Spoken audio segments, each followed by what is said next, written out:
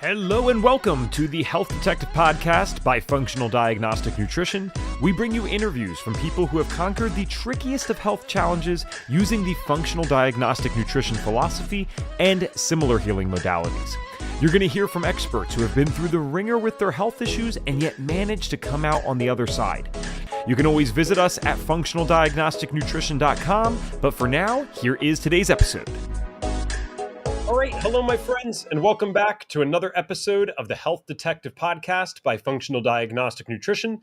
My name is Evan Transu, aka Detective Ev, and I will be your host for today's show, episode number 429 of the Health Detective Podcast. We're moving right along here. Apologies if you hear any a little bit of nasal congestion. I'm just coming off being a little bit sick, but I feel good enough to be doing this. I love doing this stuff, and I love getting to talk to our FDNs and other guests, so no worries there. Couple quick announcements for you. One, it's just a fun thing. I keep telling people about this. I'll be moving to Austin, Texas, August 31st, September 1st, right around then, and we have gotten approved by Reed and the team that we will be doing at least one in-person podcast a month, usually with a big-name guest. So we're talking the professional studio, because you can rent those very cheap down there, which is great.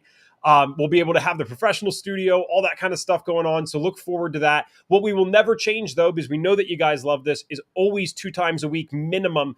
We are going to have our FDNs on, the guests that you guys know and love, because that's what's unique about our podcast is we do have big names on sometimes, but we like to talk to real people like myself, people that have health stories and that are making noise in this space. Maybe not as much noise as we were just talking off air, like a Dr. Mark Hyman, but we're all contributing to this, and we all need to be a part of this to make this work in the way that we want.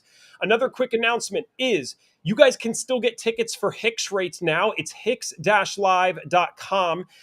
You could get lucky here. I know the discount was until July 15th, but if you type in code HDP, maybe it still works. I don't know. That would be pretty lucky if it did, but they are over 50% sold out. And Jeremy told me that they are at double the sales that they were at the same time last year. So they are expecting not only to be sold out in general, but to be sold out within the next 2 months here at the absolute top. So if you guys want to join the FDN team in San Diego, California, October 9th through 11th, 2025, please make sure you get the ticket. I always say this, the ticket, I know it's all expensive. It's not easy to come to conferences, but get the ticket. Flights you can buy at any time. Yes, they're more expensive sometimes, but they still exist. A car you can rent at any time. Train ticket you can get. Hotels and Airbnbs, there's always going to be availability there, but you can't make up tickets that don't exist. So if you want to be a part of this, get the ticket, get involved. We'd love to meet you. I'll be there. Reed Davis will be there. Elizabeth Gaines will be there. Lucy Corup will be there, and a bunch of other FDN staff members that you guys have come to know. So that's HICS-live.com. We're looking forward to seeing you guys there. Now, for our guest today, I was just joking with her beforehand that she's someone that I've seen for the last couple of years in the world of FDN, but it's so interesting. You don't always get to talk to people on video. You don't get to talk to people in person a lot of the times, that's for sure. So I'm excited to learn more about her today and her story. And I loved your bio here, so I will read it and we'll get into this. You can take the girl out of the country, but you can't take the country out of the girl. Lana is a functional diagnostic nutrition practitioner who helps women uncover the root causes of fatigue, hormone imbalances, and digestive issues. She's always learning in small bites, loves motorbiking, photography, and gardening, and often has a pot of bone broth or a jar of sauerkraut on the go. She's passionate about bringing high-quality wellness care to rural women because all wellness is personal. Welcome to the show, my friend. How are you? Thank you. I'm great, and thank you for having me on. It's an honor, and I'm looking forward to our conversation. Yeah, this is one of those bios that honestly made me want to jump ahead right away. I won't do it, but I can already see where we're going with this rural thing, and I'm excited to hear more because I moved to Wilmington, North Carolina, which is not rural, but even just getting into the South or when I go visit Western North Carolina, it's such a shame because these areas are doing some things correct, right? You get more nature. You're out there in farmland a lot of the times, but sometimes in America, that can be one of the most unhealthy places, depending on the types of farms. So we will get into that, I promise. I want to start, though, with the same question that we ask everyone, especially every FDN, when they come on this show. I'd like to know, when did your health symptoms begin and what did they look like? Because you do have a personal health journey yourself. Okay.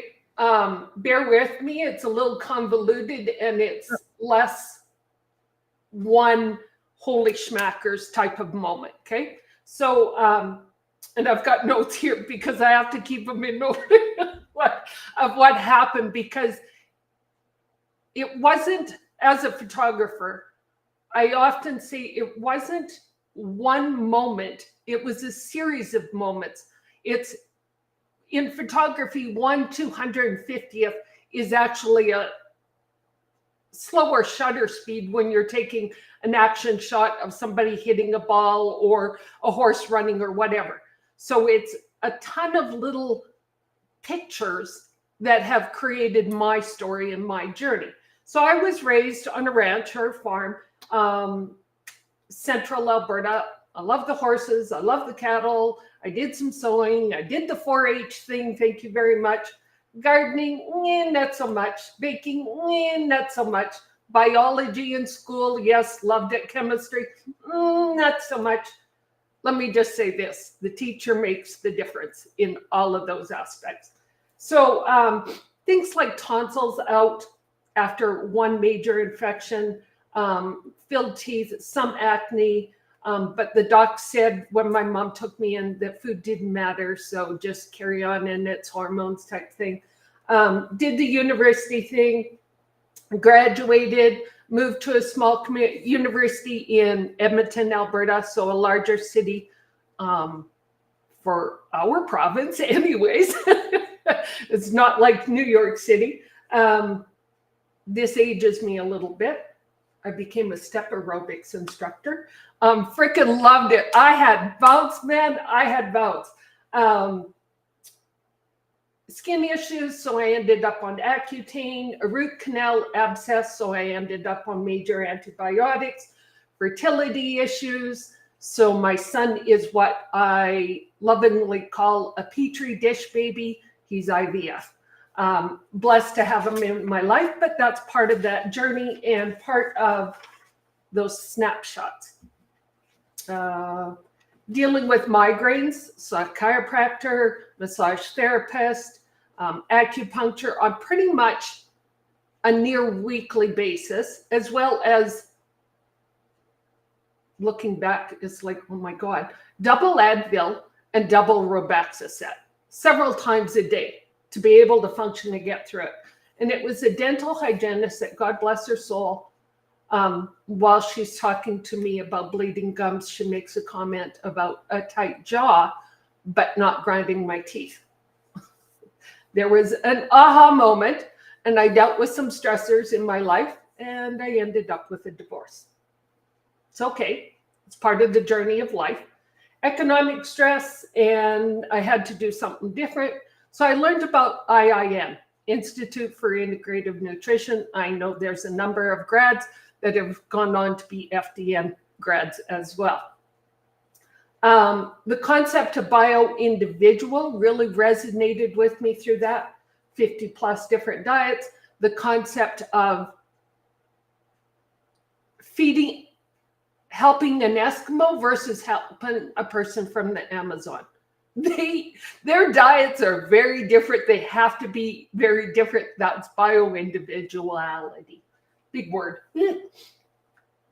As I'm wrapping up my studies with IIN, this is where things start to tie into FDN. One of the gals from Eastern US made a comment about hormone testing. And I went, what's that? And she was talking about this saliva test. Well, redneck me calls it a spit test. I'm getting better. It's a saliva test. A little more couth to me. Thank you very much.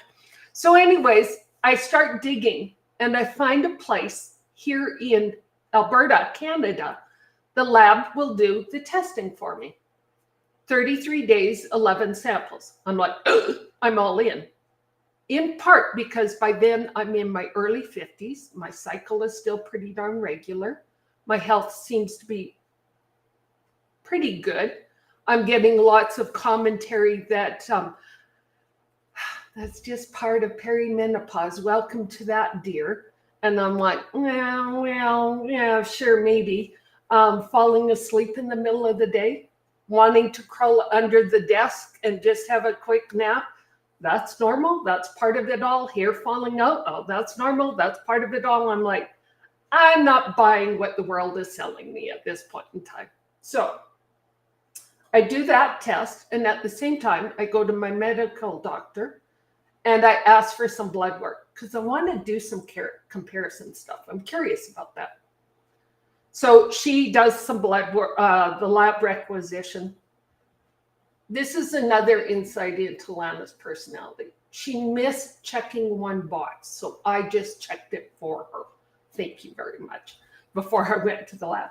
So I do the saliva testing, I do the blood work, I go back to the medical doctor, family doctor in the community. By the way, I'm in a community of 8,000. I'm 2 hours from a big city. It's not rural, but it's not urbane in terms of big city, big community. The blood work comes back and she goes, I think it's your thyroid. And I'm like, hang on, I'm going to go get the results for this saliva test.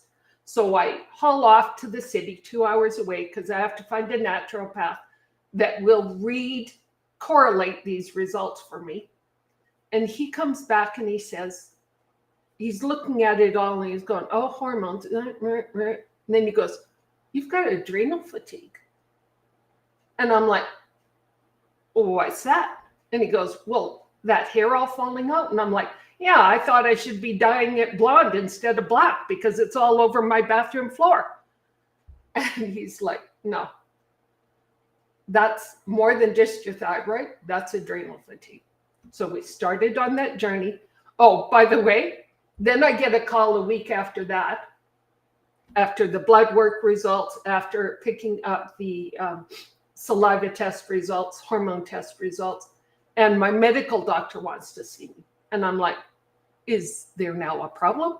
No, she wants to see what this saliva test is all about. I'm like, ow, I have her attention. Yay me. She looks it over and she goes, I still think it's your thyroid. I've never seen this test, so I've never been trained in how to read it. And I'm not judging, but the light bulbs keep going on that this is not within her wheelhouse. That's okay. I love her. She's a lovely, for a family doctor, she's great with me now. She goes, what tests do you want today? Because that's the only time you come in. And I'm like, okay, great. So the adrenal fatigue, get that straightened around. That straightens around. I've dealt with a lot of the migraine issues, or I thought I had. We're dealing with all that, and all of a sudden the migraines are coming back, but very sporadic. And I'm like, I cannot figure out what, I think it's food, but I can't figure it out. Sometimes my sinuses are so freaking full. And then I end up, after the sinuses are full, then I end up with a migraine. We now know that that's not just, yeah. So anyways, we deal with the adrenal fatigue. I'm still dealing with some sinus stuff. Can't figure out what my kryptonites are. I find out that that lab also does food sensitivity testing. I'm like, I'm all in. I'm all in. So I do that. The day I get the results back, 3 days prior to that, my sister's been here. I think we've been eating clean. We've had salmon and rice and salads and, eggs and toast for breakfast, and we're doing great. 33 plus reds and yellows on 120 marker test. If you've been doing this game long enough, it's like, that's not a low number. Especially, I don't mean to cut you off, but just to specify, that was only, I'm guessing that was probably just an IgG or IgA test, right? IgG. Oh, yeah. So that's even crazier that all of that's lighting up in that way for those that don't understand. Like MRT, I would already look at that crazy there, but at least you're measuring all these different immune reactions. The fact that your body was reacting in that way to that many foods, that's like we're on fire. Yep. So at that point in time, I'm like, okay, frick, I'm all in. Plus, I'm dealing with some stuff, i.e. gas, that would make a sailor turn green. And I'm like, okay. And sorry, I could be so crass. But it's all of those things that are little notes, little messages going on that something's not freaking right. And our society, it's either who am I going to talk to, and or what's the doctor going to do about that anyways. And so you just kind of, it's one of those, you live with it in most of these communities, unless you have very close people that will say, Lana, that's not normal, that's not reasonable. So in that process, then get healed up to a large extent of the law. I'm still working as well as trying to build my IIN business, doing some presentations within the community. And the universe just finally served me up. I learned about Beamer. We'll talk about that in a minute, but basically it's a PEMF, pulsed electromagnetic frequency, delivered the same way type of device. We'll get more into it in a minute. And I'm like, I'm all in, because this is a FDA, Health Canada approved device that is all about microcirculation. So I'm all in about that. But I'm still missing, I want to be able to help people with this testing. If I can dig and find it, I want to help others to understand. It's the concept of traditional medicine. Whose tradition? Because you know, there's a difference between Western medicine, traditional medicine, as compared to East Indian. I'm going to butcher this word, Ayurvedic. You say it. Ayurvedic. Ayurvedic, yeah. And then traditional Chinese medicine. 429 episodes. I've never heard someone say it that way in terms of the traditional thing. That's a really good point. Yeah. Whose tradition are we talking about? That's such a fair question. And so I'm kind of like, there's just so much in this world, and we're narrowed down to this. We've got gatekeepers, God bless them. We've built we're masters of our own system that we're now trying to break free from, and we're getting there. I have my thoughts on what the next 5 to 8 years looks like in terms of an FDN. I'll do a little projection towards the end of our conversation today. But having said that, the Beamer FDN came back into my email, and I went, I'm in. The timing is right. I want to do this testing. I want to understand it for myself, and I want to understand it for other people, because it wasn't my thyroid. It wasn't just stress. It was a combination of stress. It was a combination of a number of pictures over the last 30, 40 or so years, or 50 maybe, that has led me to this spot where I'm like, oh, that's what this is all about. So thanks. Thanks for having that so structured. I know that you said that you had notes, but I can tell why you did it, because there is a lot here, right? We probably could spend 5 hours on this story, but I feel like I got so much from that, and I feel like I have a good understanding. And I also want to say I loved your analogy, especially since you're into photography. I love that idea that it's a bunch of different snapshots and it makes up this greater thing. I'm not even into that myself, but that's still connected. I get that analogy. One thing I wanted to ask, I know it might seem like a small detail. I'm just genuinely curious when anyone comes on. So to be 100% clear, with all the things that you have dealt with, you were dealing with symptoms from a very young age, it sounds like, to some degree. In some way, shape, or form, yes.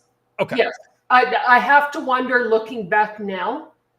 I mean, I was raised on a farm. We ate healthy. We ate good. We didn't have a lot of processed foods. Sunday night might be a TV dinner because it was Disney on TV and mom wanted a break. It's all good. I get it.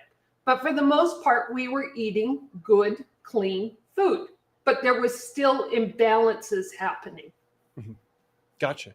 And then the only other part, I'd love some clarity on, because I'm just always fascinated by this. You had mentioned how in these communities, these rural communities, or at least certainly not urban ones, right? 8,000 people is not a lot, or Right. wherever you were at the time. It can be hard to get a connection to this world of natural medicine. People might just accept things the way that they are, and that's probably true in a variety of ways, not even just from the health perspective.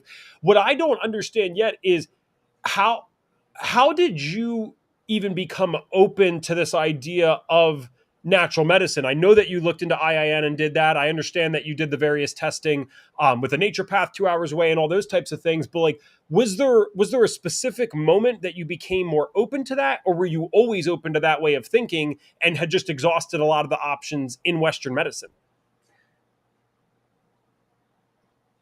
I, great question. I think in part it was just always kind of that biology class type concept that our bodies, it's a 95-5 rule.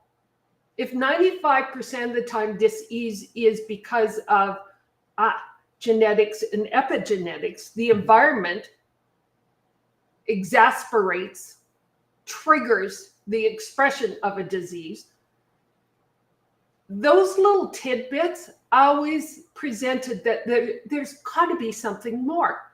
If I see, well, it's back to my rural roots. My dad was an artificial insemination technician for cattle. Huh. So that's very forward thinking for that rural community. We used to giggle and say, dad's the bull for a lot of calves in this country. Having said that, but then you have horses and you go see a special vet for the horse. But I don't have a special doctor I have access to the family doctor who is the gatekeeper for a specialist. And if the family doctor doesn't deem your challenge, issues, bucket of symptoms worthy, you don't get passed on. You get the birth control pill, which we know is one of the most off-label used drugs around. It's nuts. So it's all of those things that have made me kind of go, hang on, there's more. I see Chinese people and I learn a tiny bit about their tradition and how they support the woman after giving birth. I see an East Indian person, yoga and all that kind of stuff. And I'm kind of like, yeah, but they're not dealing with the same things. Our Native Americans dealt with herbs. Why is that a bad thing and a voodoo thing? But me taking a prescription is completely normal. Right. I'm like, so it was all those tidbits. I'm sorry I can't give you a definitive. It was just innately in me that there's more, and I have to trust what the good Lord gave me.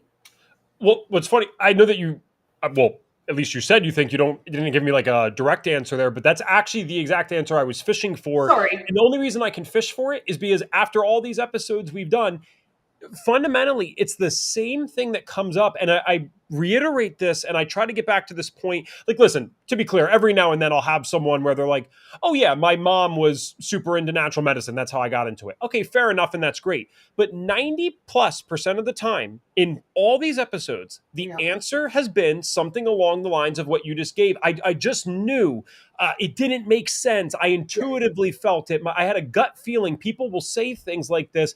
And the reason I keep coming back to it is so that someone that's listening to this today, that this might be, you just know this statistically, there's going to be someone that listens to this podcast for whatever reason. And also for whatever reason, it's the only podcast of ours they ever listen to. So I want to make sure that they get that answer so that they can build that self-trust.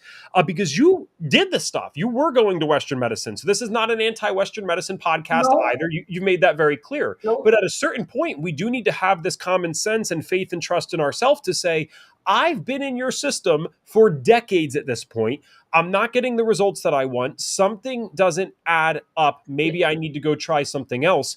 And I think it's I'm kind of adding two things It's together here, but okay. I think it's also beautiful what you said about Chinese tradition and Indian traditions and Native American traditions, because I would have been someone that when I started this journey over 10 years ago, I was very literal, very, oh, show me the science, all this kind of stuff.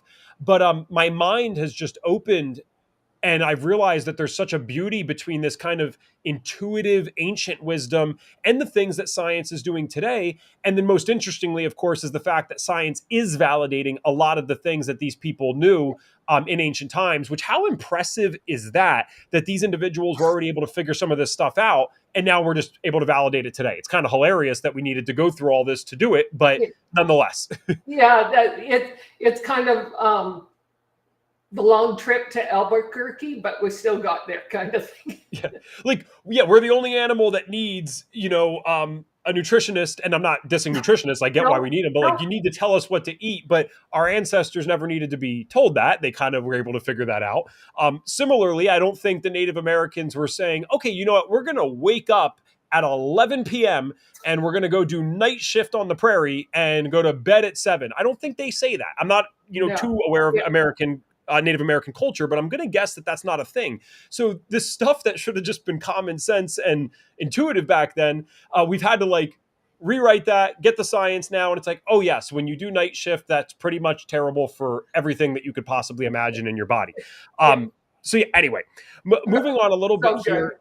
Even the way that you speak and the energy that you bring, it sounds like, even though you've been through a ton of stuff, I mean, you really sound to be in a lot better place now. And I Oh, hope you know this. We never expect someone to come on the podcast and be at 100% health. I'm not even at that. But no. you sound like you're in a great place now. Is that fair to say? Um, yes, yes. Like once in a while, yes, I have the afternoon bobs.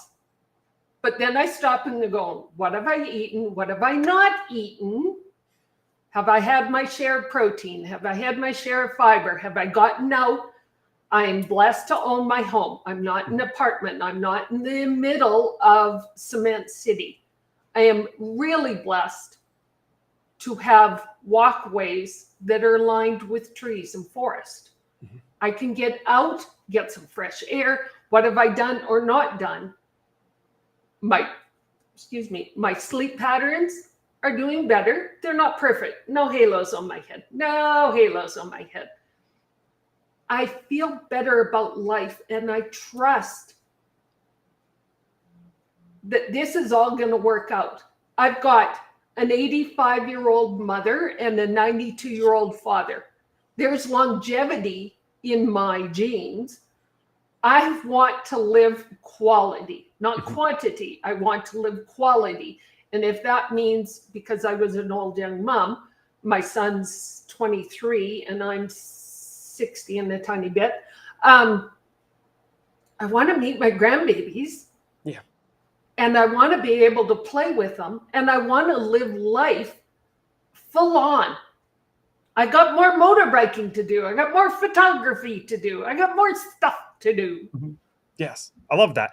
I want to get to the Beamer thing as well. I actually, if we can, though, I want to go back to what you were just talking about with the rural side of things, because I think this is really interesting and really important. And I find myself in a bit of a dilemma. So I mentioned earlier, for a different reason on this podcast, that I am moving to Austin, Yep. August 31st. Now, here's the thing. So I can move to Austin, very population dense area, million people in the city. But because it's so population dense, I get access to amazing gyms with cold plunges. There are restaurants that can serve people with, there's no gluten on the facility. They don't even have gluten in the menu, no seed oils, all that stuff. So you look at that, and not to mention the health professionals that you have access to in those Oh, areas. So it's so funny because on one end, you get that. Now, the trade off is going to be, I'll be in an apartment building with my wife, and we will be hit with every Wi Fi router you can imagine. We do know, when I say we, it's scientific literature it's has so shown good. that when people Yeah. live in a city, their cortisol basically just goes up by default, which is crazy, probably because of the noise, the stimulation, all that kind of stuff. Oh, So you also get this side. Now, I can again go move to rural Western North Carolina, and I think it is the most beautiful, calming place that I've ever been to. But gosh forbid I try to go to the store. It has now lost its roots in a lot of ways, where that probably was some of the best food in the world 100 years ago. And now a lot of this has been replaced by very poorly raised animals, processed foods, and all this stuff. So you kind of get it's like pick your poison, right? So Yeah. when you talk about this idea, and a thing that was important for you to get across today, you mentioned it in the notes, was this idea that we could still figure this out even in these rural communities. I'd Yeah. love to dive into this and talk about some of your tips for people that might not have access to these professionals. They're listening right now, maybe in a town of 2,000, and they're an hour away from some of these professionals, and the foods are limited. Like, what can they do? What are some of the main things they should be doing even to make sure that they're staying healthy if they don't have access to a lot of stuff? Well, that's one of the beauties of FDN, and one of the reasons why I am doing what I'm doing is because our testing is available. It's a little bit nuanced in terms of getting it to a courier to get it off and female timing and all that kind of good stuff. But we have access to it within our communities in most all of North America. That's first and foremost. Do not limit yourself to what the Western medicine family doctor gatekeeper, not slamming them because I've used them and I can talk about a thumb break and all that kind of stuff. But we have access to them. When you're in those smaller communities, make friends with people who have gardens. If you can't have your own garden, make friends with a person who has a garden. Make friends with the local cattle rancher. Make a deal in terms of, I will come and help fix fence, or I'll get up. Oh my God, get out in nature a little bit. In reciprocation of a deal for some meat. Now, it costs them money to raise meat. It's not the $55 per kg for steak that's in the grocery store. But it does cost them something. Make a deal to buy a half a carcass. Ask them for the tallow, which is the fat. Mm-hmm. Ask them for the bones. Build your own bone broth. Building bone broth is so simple, so straightforward. It's an ancient concept. Ask them for the fat. You can make your own. Tallow's an excellent fat for cooking. I wouldn't use it for salad dressing, but for cooking, it's absolutely fabulous. For skin moisturizing, skin conditioning, it's fabulous. Things like look into a hydroponic system. Grow your own lettuce, grow your own herbs. Some of that. Access to a dairy farmer, looking for the cleanest, pasteurized is fine, but high fats. Build your own yogurt. You can buy the dried cultures, reactivate them, build your own yogurt. It's alive with good bugs, microbiome, that really changes it. So it's those things that are truly available, in some ways actually more readily. God bless Amazon. God bless all these online.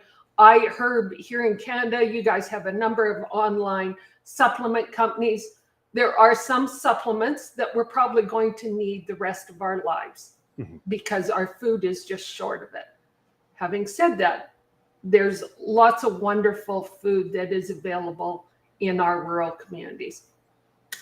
Wow. I think this is a good lesson for all of us, because even in a lot of suburban communities, we can do better with connecting with our farmers and with these people. And guys, quite frankly, and I know not everyone has the same philosophical viewpoints with this, and that's fine, but a lot of FDNs do share this sentiment. It's like, if you keep giving up control, voluntarily, mind you, you're giving up control of food to these companies and the government and all this kind of stuff. Well, you're subject to what they want to do with it. And guess what? The government is filled with some crazy people, and it's also filled with some great people, just like pretty much every other area of life. And so the problem is, though, if we give up that control completely, if a bad decision is made, which clearly it has been over time, I mean, even just the mass use of genetically modified organisms and, how that even came to be, there's so many issues with that, of course. When you give up that power and you give up that responsibility, because this is not always easy. It's not easy to raise your own food. It's not easy to grow your own stuff. So you can give up that responsibility, but now you just gave up your power. And I think This is something I need to tap into as well. I know one of the benefits of being in Austin is I'm in frickin' Texas. So if I'm willing to drive out a little bit, maybe I can get connected myself with some places out there. I was very fortunate at 18 years old. My mom didn't even go to this store at the time to shop, but she knew I was getting into health food. And so she sent me to this store called Kimberton Whole Foods. I know that sounds like Whole Foods. It's actually a separate brand. There's only 5 Okay. locations. Yeah. Yeah. Yeah.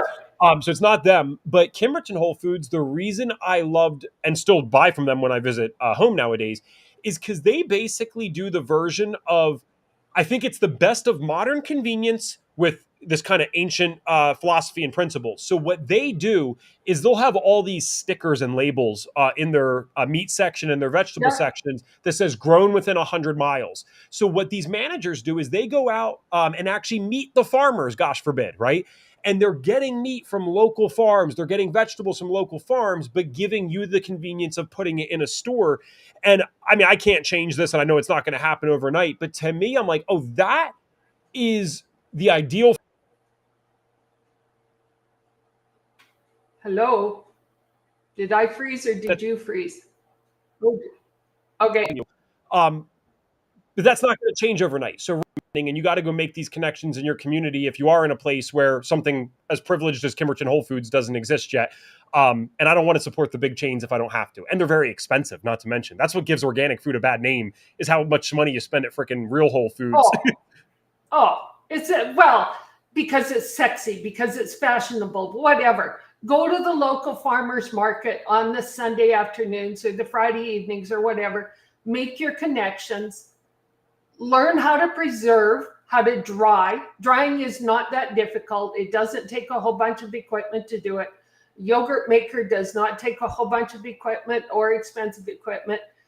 Probably the most expensive thing is the freezer for half a carcass of meat.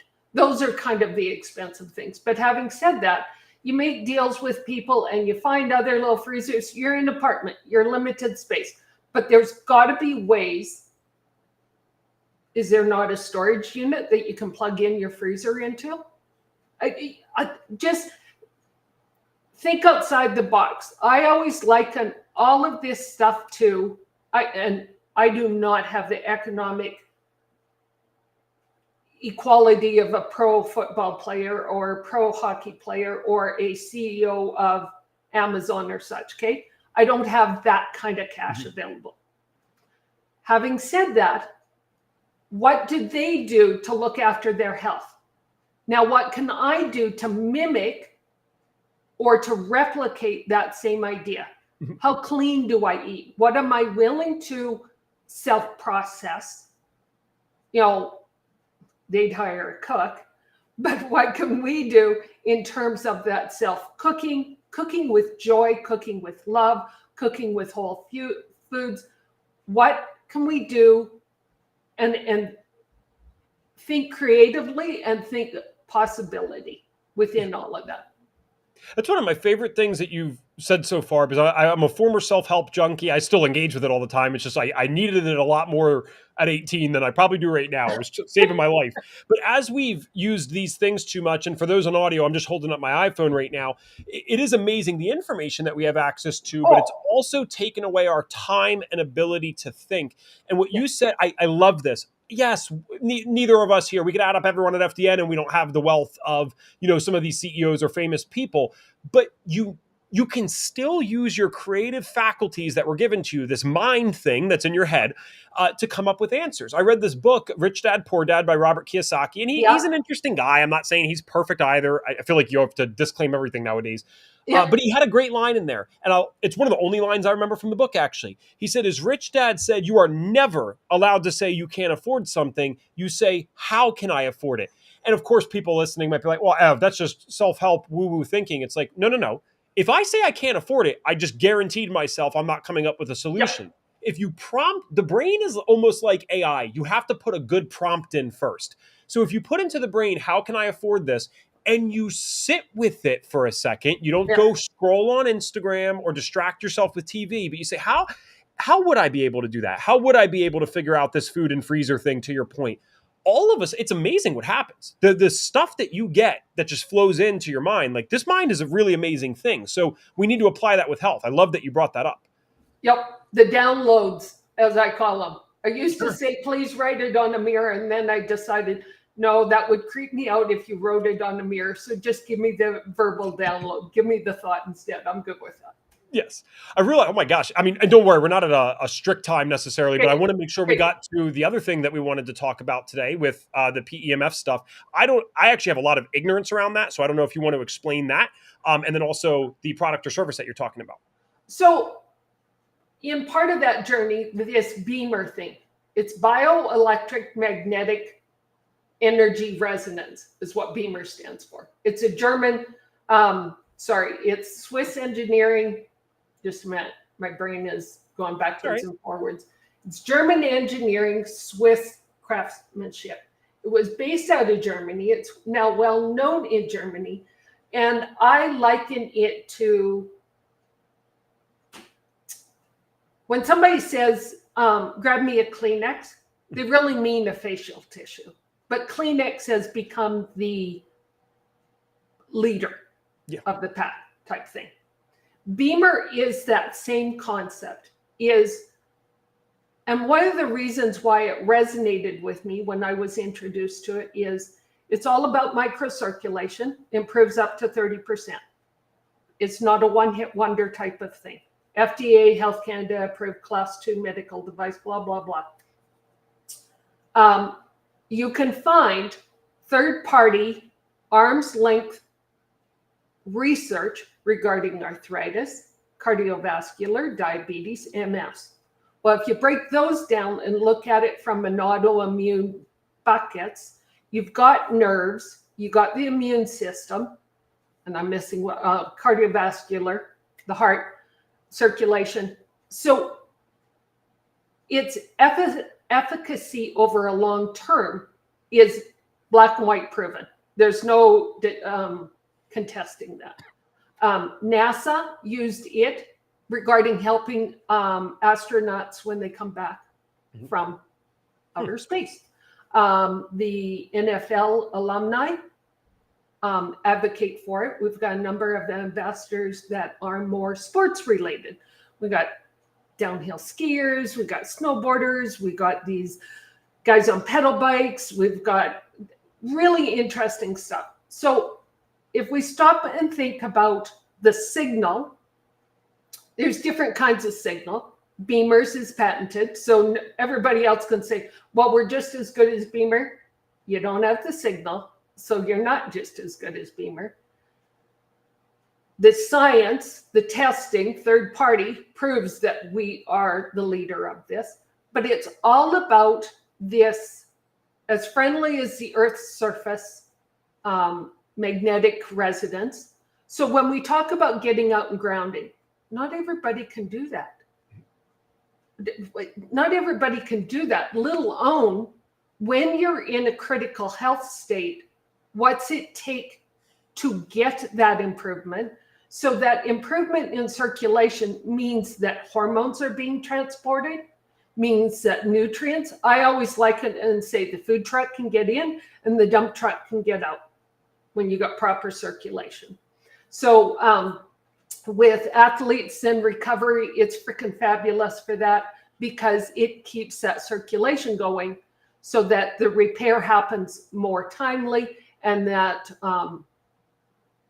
what happened, lactic acid after a workout, that gets moved out more quickly. It's got a sleep thing on it, and it always amazes me with the sleep component because you set the alarm per se for how long you want to sleep or when you want to wake up. And if it's within a 6 to 10 hour window, I always wake up approximately 10 to 15 minutes before that when it's supposed to be done. It just wakes me up. It helps me go to sleep. It helps me wake up. It's non-invasive. It's they're now getting into the red light. They've got the travel pack. As much as anything, what impressed upon me was when somebody says about any device, let's step back about any medical device, any supplement or whatever. Well, it's been scientifically proven. Okay, great. That's cool. That's important to me. Biology, I like. Chemistry, I don't still quite so much. But scientifically proven in some way, shape, or form is kind of important to me for a bunch of this stuff. Where do I find that science? And when I can find it in PubMed and Google Scholar, then I feel more confident about the information. It's not being hidden behind somebody's wall and being contorted in some way, shape, or form. So I look at Beamer from that arm's length. First and foremost is, where's the science? Prove to me the science. Now I'll look at it and say, okay, that's something that I want to share with my community. So I brought them in, I share them with my community. That's part of what I've been doing since April of 2019. That's awesome. So that's part of it. Well, and it sounds like that's been just, I mean, I think it's clear anyway, but I just wanted to ask it directly. You've obviously done a lot of stuff. You went through courses. So this is still, I always find it fascinating to, like for me, circadian biology, that's like kind of my main thing. I'm like, wow, that's one of the things I'm always going to shout out. So this has been profound enough for you that with everything that you've learned, this is still one of the things where you're like, dang, like if I could take one thing with me to an island, it's going to be probably something like this. Yeah. Unfortunately, I'd need a currant bush at some point in time. Fair enough. So, but the concept of being able to improve that microcirculation. So if I can't get out and move, or I can't get out and move enough, then here's a way to improve that circulation. Here's a way to support me with grounding. Here's a way to help me get to sleep. It might be something that you consider for your apartment when you're in that major influx of Wi-Fi or internet stuff. How do you buffer that or support this vessel in that energetic resonance? Yeah, I love Beamer, but first and foremost, it's nutrition, and it's back to that test, don't guess. Because you can shoot a lot of things, but you miss it all if you don't know what you're aiming at. Good point. Yeah. Of course, we're going to pique people's interest with that. We got several minutes left in the show. So just for those that are interested, is there somewhere that they can go that you offer, or where could they go to learn more about Beamer? Easiest way is to reach out to me. It's always Lana Kirtley or Empowering Health Journeys, whether it's, excuse me, Facebook or Instagram or LinkedIn. Just reach out. Just find me in some way, shape, or form. Kurt, Kirtley. Just reach out to me that way. It's the absolute easiest way to find me. Thank you very much. And Tracy, if we could just leave one of those links up for the rest of the time, that'd be awesome. Thank you so much. All right. One of my final wrap-up questions here for you then is, obviously you work with people. People can tell that already. So I like to always word the question this way: who is your ideal client? Because listen, they get exposed to coaches all the time here. And I think some coaches are really surprised where they're like, wow, I know that you do like 3 podcasts a week, but I got a referral from this. How did that work? And the reason that it works is because they kind of wait to find the perfect practitioner for them. So you don't have to hold anything back. We would love to know, in your ideal vision, who's like your perfect type of client that you like to work with?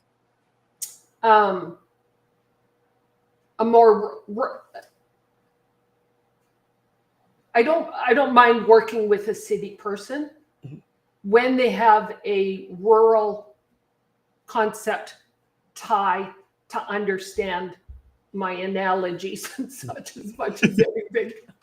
Just saying. She's typically dealing with some overwhelm, some anxiety, some brain fog. I called them brain farts, of course, because I could never call them just a nice word. She's been told it's her thyroid. She's been told it's perimenopause, and she just has to, it runs in the family, and therefore she has to live with it.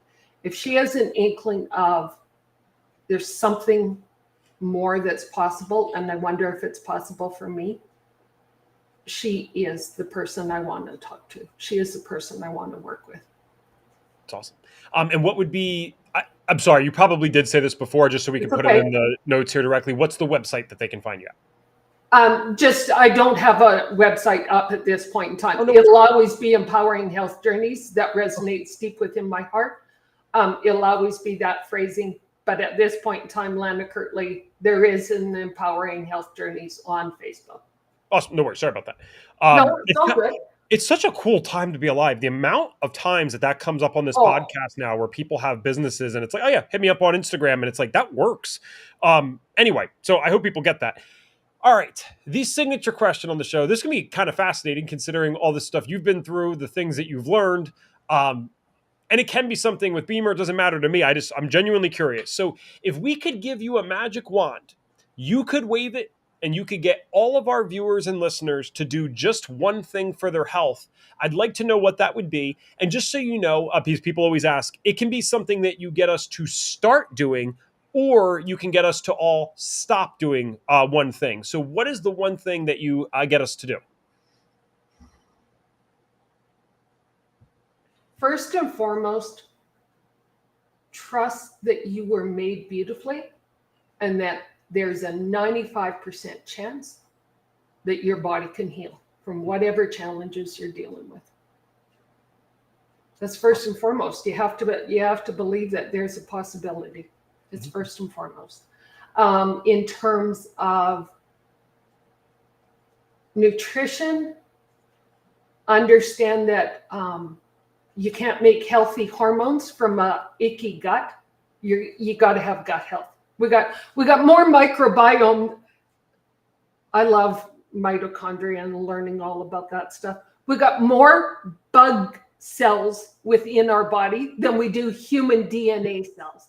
That tells you something about how important they are for this coexistence. So trust that we can help ourselves by helping that microbiome.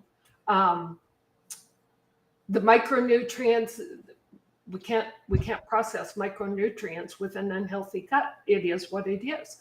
I think that's kind of where I'm at, is that we are beautiful entities. And I want to add this one thing. Sure. Anybody that goes, oh, well, it's expensive, save up, invest in your health. God bless the medical doctor. But they're not going home and living your life. So how about you trust that you can be healthy and then make the investments for you to live your most vibrant, thriving life? Mm-hmm. Because it is yours. It is what your children will take away. Or I had a 92-year-old auntie that died recently. She had, I can't remember how many children, approximately 3 children, 7 grandchildren. She had 27 great-grandchildren. Wow. And 7 great-great-grandchildren. Tell me there wasn't legacy within her being as to how beautiful of a person she was. If that's the case, then let's try and help others to have that beautiful legacy. And I'm excited to see what the next 5 to 10 years means in terms of everyone, instead of fighting, trying to have, wondering where their family doctor is going to come from, because we've got a doctor shortage. How about you have an FDN health coach, and then you utilize the medical system on a, what would the word be? Adjunct, additionally, when needed. Man, awesome answer. Thank you so much for coming on the podcast today. It was really nice to put a voice and full face to the name that I've seen for like the last 2 years in the world.